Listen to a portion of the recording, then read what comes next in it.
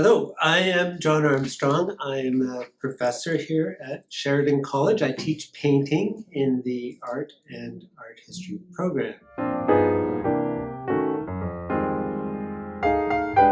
Now, I met Don Wightman, who also was teaching painting on the art and art history program back in 1982.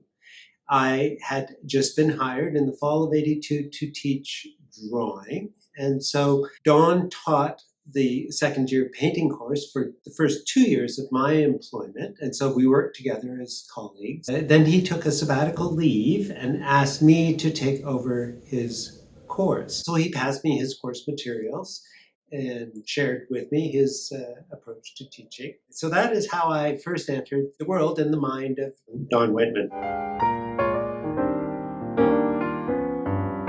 Don came to Canada in 1959, and he trained at the Ontario College of Art as an industrial designer.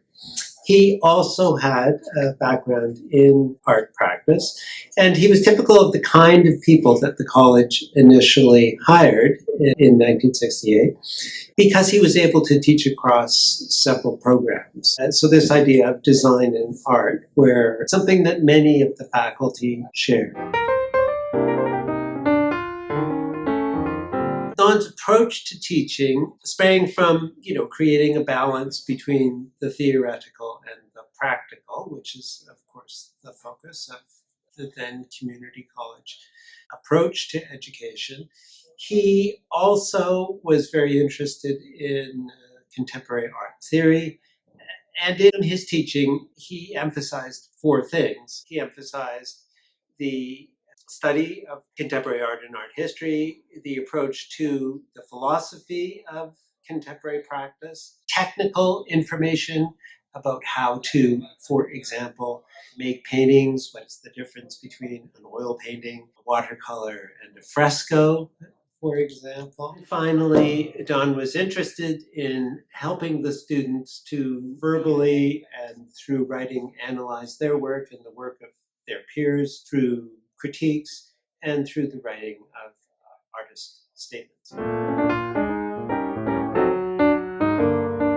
Don was part of a group of colleagues that were hired all at the same time when the college was first being formed.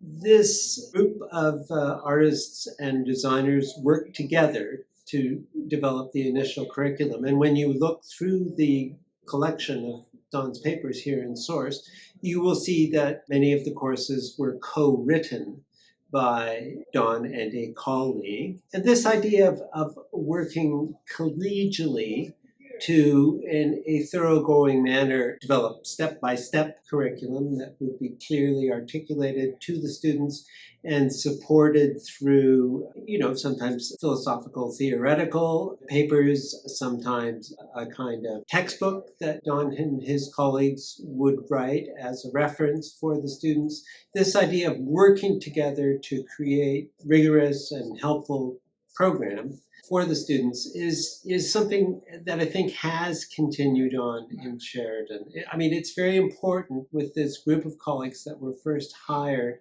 that they established certain ways of thinking about polytechnic education that we do continue on in this way. So Don is not someone who became a program coordinator, as we call, the academic leader of a program, but he's someone who worked with others to create the fundamental work of education and interacting with students.